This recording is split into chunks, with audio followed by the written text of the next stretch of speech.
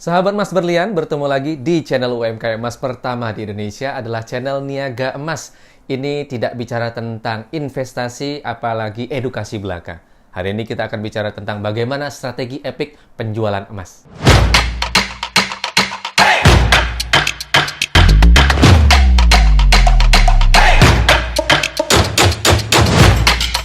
Audio Jungle.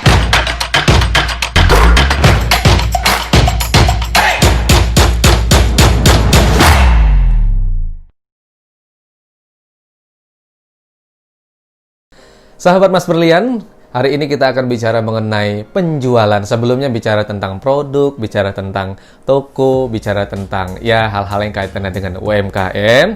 Sekarang kita bicara tentang lebih spesifik. Semua perusahaan tahu pemasaran dan harus punya. Bicara produk, nggak semua perusahaan punya produk. Biasanya mereka sebagai reseller atau sebagai dropshipper, banyak banget itu. Misalnya seperti Amazon, mereka nggak punya produk, mereka punya sistem belaka. Tapi mereka punya tenaga pemasaran. Hari ini kita akan bicara mengenai pemasaran, penjualan dengan praktisi. Ini penjualan langsung, praktisi penjualan langsung, dan beliau juga adalah konsultan pemasaran. Bersama Pak.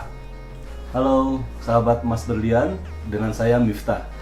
Sahabat Mas Berlian, seperti yang saya sebutkan tadi tentang pemasaran. Banyak orang nih Pak Miftah yang gagap banget bicara mengenai jual emas. Karena mereka biasanya kalau jual emas itu ya udah pikiran mereka ke toko emas saja. Padahal nggak harus ke toko emas nih Pak Miftah.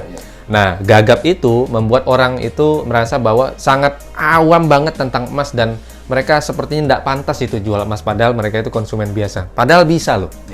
Semua orang bisa jual emas tanpa bahkan harus ada pengakuan apapun dari siapapun. Nah, sekarang kita ini kan memang khususnya bicara tentang penjualan nih. Ke Pak Miftah dulu deh. Ini biar teman-teman tahu banget nih. Pak Miftah sebagai konsultan penjualan dan praktisi bahkan. Praktisi penjualan langsung ya Pak Miftah ya? Iya. Nah, ini Pak Miftah sendiri boleh dikenalkan nggak sebenarnya pengalaman Pak Miftah terdahulu sebelum kita bicara ke emas sendiri? Ya, baik, Leo. Sahabat Mas Berlian, jadi begini, bahwa saya di sini adalah seorang praktisi dari direct selling atau disebut dengan penjualan langsung. Penjualan langsung. Ya, mungkin ada yang sudah mendengar dengan penjualan langsung atau direct selling, tapi juga ada yang belum mendengar. Ya, banyak. Nah, jadi seperti itu. Nah, saya berkecimpung di dunia direct selling atau penjualan langsung itu sudah sejak tahun 99. Udah lama. Ya, Sudah lumayan lah. Lumayan. 20-an tahun. Dan saya sangat senang sekali untuk berada di dunia direct selling ini.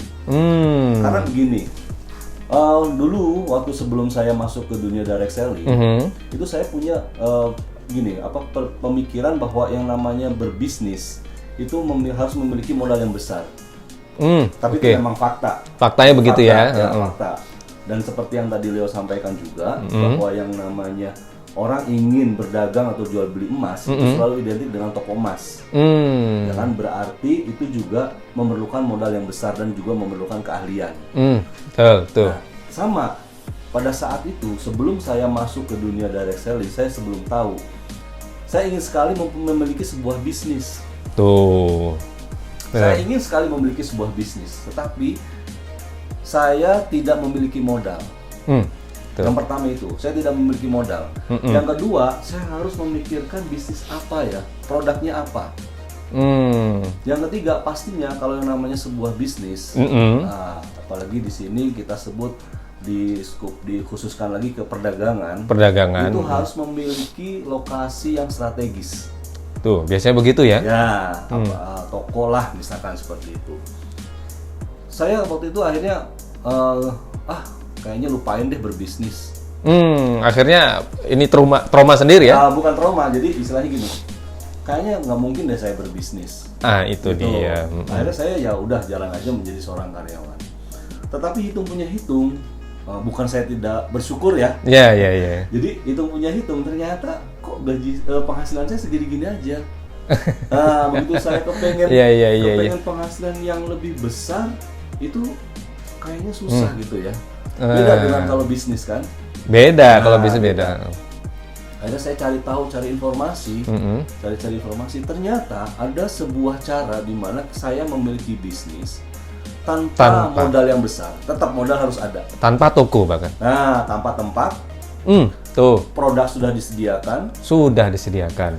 Bahkan yang lebih bagus lagi adalah karyawan administrasi juga sudah disediakan. Tuh. Nah itu ternyata usaha itu disebut dengan cara yaitu direct selling atau penjualan langsung. Sama dengan UMKM, Mas. Nah, jadi seperti itu. Nah, saya pelajarin apa sih yang disebut dengan direct selling atau penjualan langsung ini. Ternyata di situ adalah suatu cara yang sangat efektif untuk memangkas jalur distribusi. Itu awal pertamanya. Bagus. Ya. Bagus. Benar. Jadi memangkas jalur distribusi. Yang dimaksud dengan jalur distribusi adalah seperti ini. Gimana itu, Pak? Misalkan gini, ada sebuah produk air mineral. Air mineral tersebut dengan harga di konsumen itu katakanlah Rp1.000. Rp1.000, Ya. oke. Pasti pada saat dia ada di produsen atau di pabrik nggak mungkin 1.000. Tuh. Bisa jadi harga produksinya itu sekitar katakanlah 500. Tapi kenapa sampai konsumen ada 1.000? Nah, untuk sampai ke konsumen ini ada jalur distribusi yang harus dilewati. Apa aja itu, Pak Miftah? Nah, dari sini ini nanti ada masuk ke distributor Distributor tunggal tuh, ya. distributor Lalu tunggal. ada distributor Daerah. bukan grosir. Grosir tuh. Nah, saya bikin rantainya yang pendek aja. Pendek aja itu ya. Distributor, lalu ada grosir, pengecer, akhirnya masuk ke konsumen. Tuh. Pertama adalah jalur distribusi itu. Nah, Itu yang memangkas banyak. yang kedua ini biaya akhirnya dari produsen sampai ke konsumen ini distributor ambil untung, grosir ambil untung, pengecer ambil untung, akhirnya jadi 1.000. Keuntungan jadi 1.000 deh. Nah, belum lagi begini, si produk tersebut untuk sampai ke tangan konsumen supaya konsumen itu tahu ada yang namanya promosi atau iklan. Iya. Berarti kan ada budget iklan. Ada budgetnya. Ada budget iklan. Budget iklan di sini. Nah, bagaimana yang disebut dengan direct selling? Direct selling. Yang direct selling itu adalah dari produsen langsung ke konsumen. Sama seperti UMKM. Ya, tidak ada yang namanya distributor, tidak ada yang namanya grosir, tidak ada yang namanya pengecer. Ya. Jadi untungnya besar ya. Nah, yang lebih menariknya lagi yang menguntungkan dari kedua sisi, dari sisi produsen dan dari sisi yang menjalankan direct selling atau direct sellernya, itu adalah dari sisi produsen biaya iklan dibayarkan pada saat produk itu sudah laku. Kalau di direct selling. Direct selling begitu ya. Tapi kalau di rantai distribusi yang konvensional, biaya iklan itu dibayarkan sebelum produk laku. Karena harus berpromosi dulu. Promosi dulu. Ya, dan itu pasti besar. Sangat besar. Ya, air mineral gitu. Dari sisi produsen sendiri pun sudah menguntungkan si produsen. Karena produk laku baru bayar iklan. Nah, pertanyaannya siapa yang mengiklankan? Yang mengiklankan itu adalah yang menjalankan direct selling atau biasa sekarang ini dikenal dengan IBO. IBO ya. Independent Business Owner. Jadi si direct seller ini yang kemudian nanti dibayarkan biaya iklannya, keuntungan produknya itu ya, tanpa harus memiliki perusahaan dan produk. Betul. Jadi seperti itu. Enak banget tuh. Itulah ya menurut saya istimewa ya yang namanya direct selling itu menurut saya. Karena saya memang menjalankan ini sudah cukup lama, sudah betul-betul sangat menjiwai direct selling di sini. Dan saya terjun di direct selling banyak sekali produk yang selling. Sudah Pak Miftah jadikan sebagai bukan jadi konsultan saja di situ, tapi bahkan sebagai praktisi pemasaran di perusahaan tersebut. Dari mulai produk teknologi, kesehatan, asuransi, dan bahkan emas. Nih, teman-teman kalau mau tahu nih, Pak Miftah sudah menjalankan emas dan Pak Miftah tahu betul pola yang ada di emas ini seperti yang Pak Miftah jalankan, seperti asuransi juga. Itu udah plek banget sama karena tujuannya adalah investasi lain sebagainya. Nah, pertanyaan pertama nih Pak Miftah, gimana sih cara menjual emas itu? Nah, karena ini kan produk investasi. Singkat aja Pak Miftah, sebelum ini saya ingin kasih tahu ke teman-teman UMKM bahwa emas ini berbeda. Emas ini berbeda karena ketika kita menjual, kita juga berhak untuk menerima kembali. Nah, bagaimana sih cara menjual produk emas itu Pak Miftah? Saya kembali lagi ke konsepnya direct selling dulu ya. Ya, betul. Jadi gini, saya sudah pernah menjual yang namanya herbal juga. Herbal juga. Ya, ada juga seperti insurance dan tadi yang sebutkan ada produk teknologi juga. Teknologi Tapi juga. main bisnis saya di direct selling ini adalah saya di pendidikan anak. Pendidikan Ya, anak. jadi media pembelajaran untuk anak-anak di rumah. Ya, Jadi seperti itu. betul. Nilainya tidak kecil.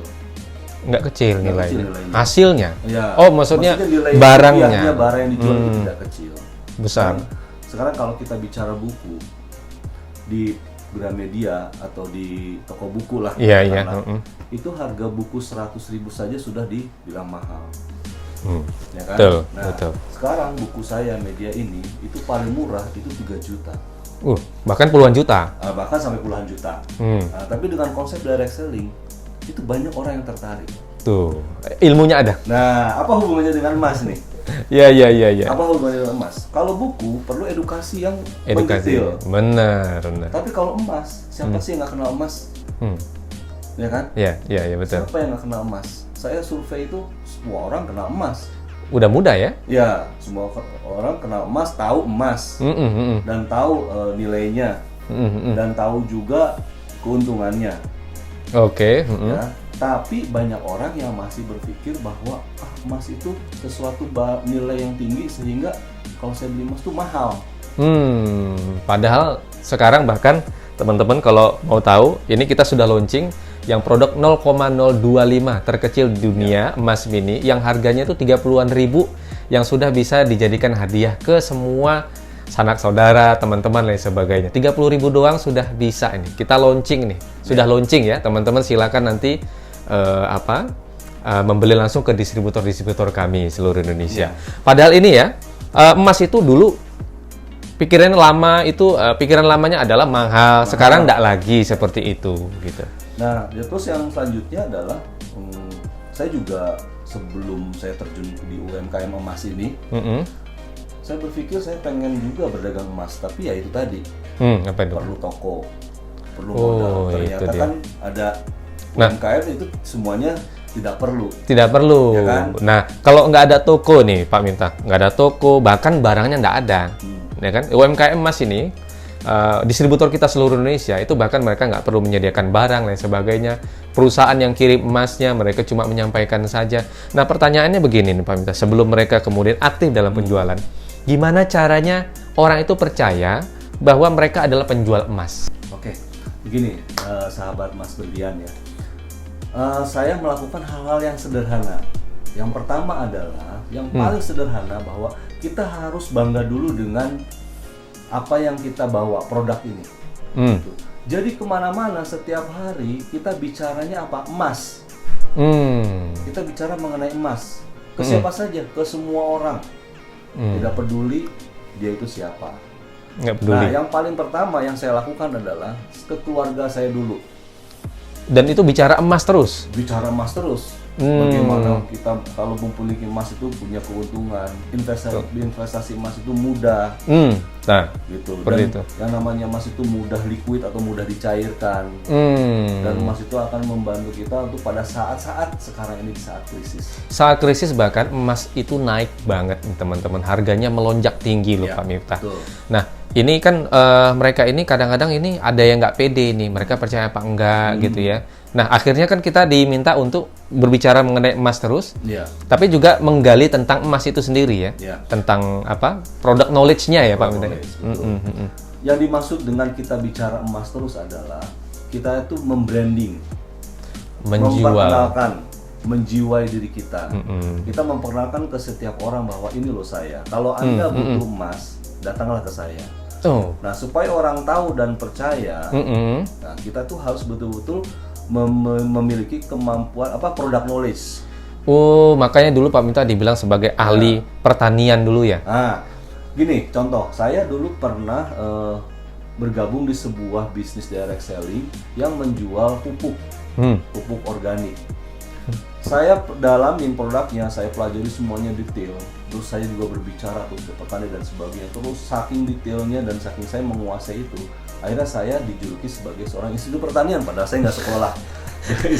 Disebut sebagai insinyur pertanian karena menguasai produknya. Bahkan disebut sebagai dokter ya. Pada saat saya menjual herbal kesehatan, iya. Ya, saya betul-betul mencintai produknya, saya pakai produknya, saya bicara kemana-mana tentang kesehatan.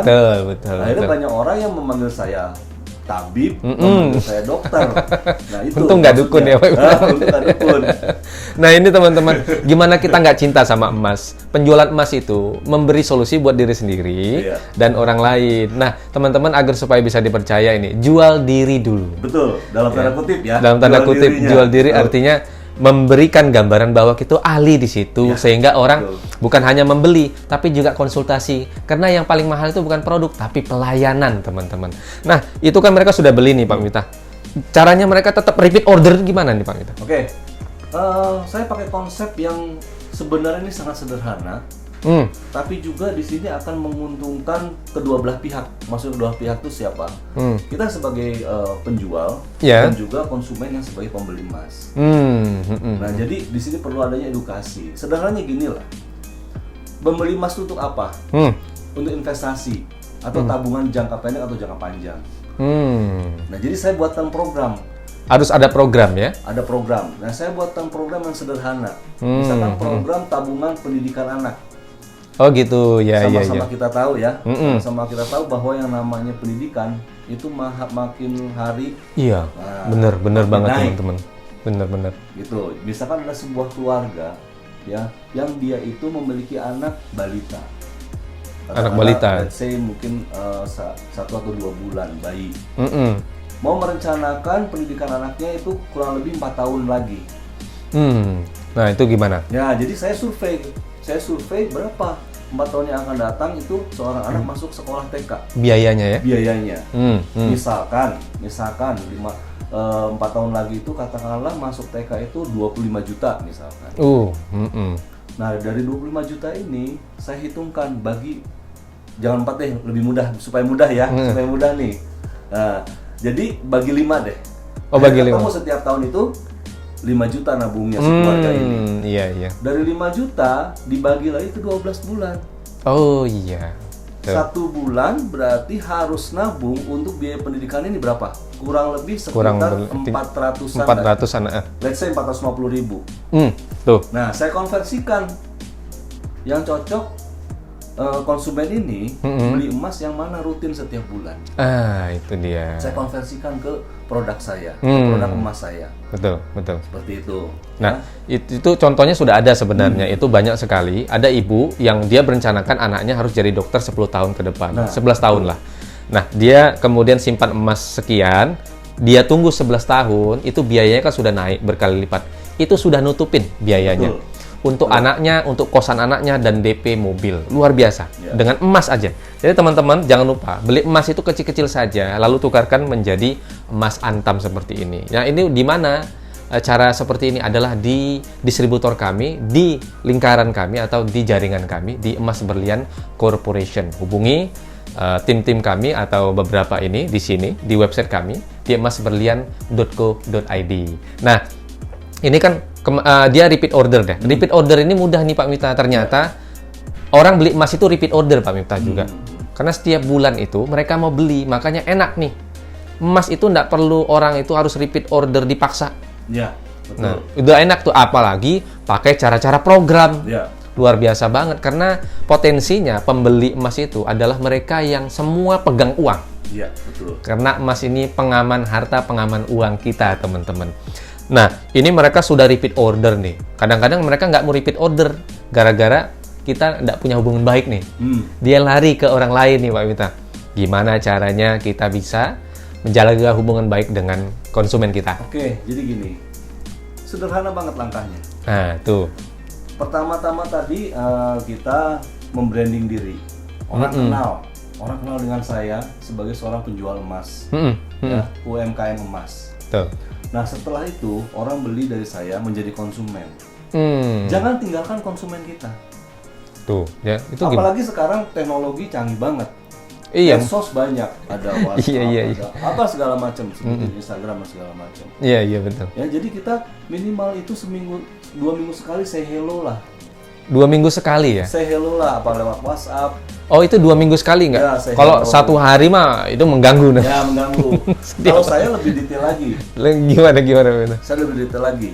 Jadi dari satu keluarga itu saya punya tanggal lahirnya si ayah, tanggal lahirnya si ibu, tanggal lahirnya anak. Pada saat mereka ulang tahun, saya say hello, saya ucapkan ulang tahun. Kalau kita punya rezeki ya kita bawain apa, kirim atau ya. Jadi selalu ingat. Masukin di grup juga selalu ingat ya. Nah, selalu ingat terus gitu. Jadi kalau misalkan lagi ngobrol sama temen sama apa gimana gitu ya, kalau sekarang emas harga berapa sih gitu, langsung keinget, langsung ting, oh Miftah deh. Iya. Jadi gitu. Jadi hubungan kedekatan ini seperti itu. Itu ternyata memang kekuatan silaturahmi di situ ya. Ya, betul. Mengingatkan orang lain tentang keberadaan kita, eksistensi kita betul. Bukan nama kita, tapi apa yang kita bagaimana kita memperlakukan orang lain. Itu cara yang mudah banget loh, Pak. Iya, caranya mudah banget. Mudah banget loh teman-teman. Cuma mengingatkan saja, nggak perlu setiap hari. Teman-teman mikirnya, wah setiap hari saya repot, kadang saya kerja dan sebagainya. Bahkan cuma update status aja sebenarnya mengingatkan. Betul. Update status, iya. Update status.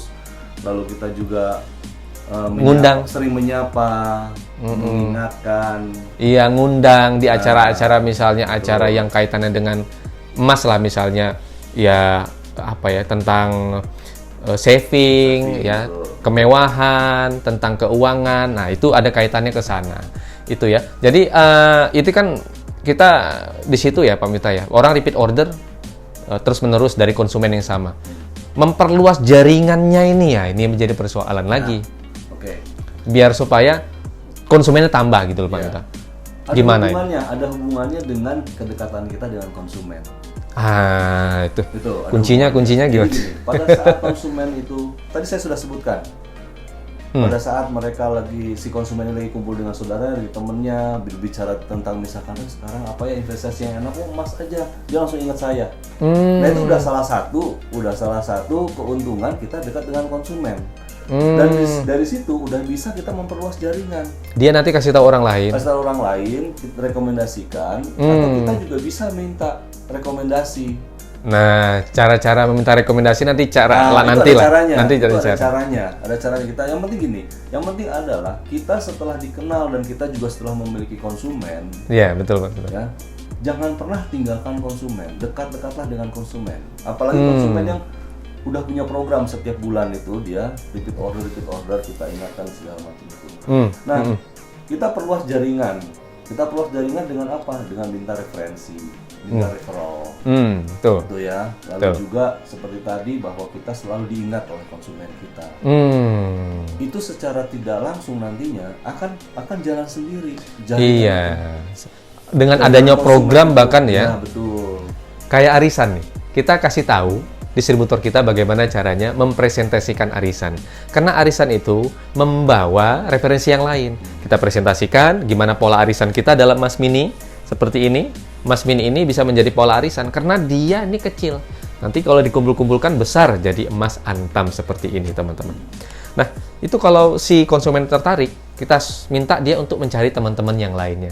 Referensinya gratis buat kita. Nggak perlu kita cari orang lain, dia mencarikan buat yang lain agar supaya orang kenal dengan emas kita, orang tahu bahwa kita jual emas, orang tahu kita punya program. Nah, itu salah satu ya Pak Miftah ya, program. Bagus banget nggak sih Pak Miftah cara-cara seperti itu? Oh bagus banget. Jadi banyak cara. Banyak cara yang sebenarnya itu adalah sederhana dan bisa dilakukan oleh siapapun. Kuncinya adalah satu. Apa itu Pak Miftah? Kemauan. Itu Nah, itu kemauan. Jadi kadang-kadang sederhana banget gitu kuncinya. Orang punya modal, punya toko, tapi nggak ada kemauan atau mentalnya blok, atau sudah terpapar pemahaman bahwa dari dulu itu yang seperti ini susah, yang seperti ini nggak gampang. Wah, itu sulit banget. Nah, iya, sulit itu. Tapi enaknya UMKM emas gini, Pak Miftah, enak banget. Kenapa? Karena dia nggak mungkin nggak laku. Insya Allah laku lah ya. Karena dia nilai. Iya. Nggak kadaluarsa. Lalu harganya naik terus. Siapa yang nggak mau? Misalnya hari ini kita presentasikan emas sesering mungkin ya di hari kerja. Sabtu minggunya kita mungkin liburan sama keluarga. Tiba-tiba hari Seninnya naik emasnya. Untung banget. Iya, betul. Sangat untung. Oh ya teman-teman, nantikan penjabaran tentang penjualan emas oleh Pak Miftah di konten-konten kita berikutnya. Untuk teman-teman yang ingin mengetahui tentang informasi, cara gabung, dan bagaimana menjalankan UMKM emas, hubungi yang di bawah ini deh, ya, ke CS kita langsung. Dan teman-teman jangan lupa di-subscribe, ini penting banget dan bermanfaat banget buat teman-teman yang ingin menjalankan bisnis emas yang tidak tergantikan dan tidak butuh modal bahkan, dan tidak butuh toko. Ini UMKM ya, dan bahkan tidak mengganggu pekerjaan utama. Oke, teman-teman? Jangan lupa di-subscribe, di-komen dong. Tanya semuanya ada di bawah ini, di komentar-komentar. Tanya apapun mengenai penjualan, mengenai UMKM emas, silakan nanti kami jawab di konten-konten yang lainnya. Jangan lupa subscribe, share, and comment. Saya dengan Pak Miftah berbicara mengenai penjualan emas.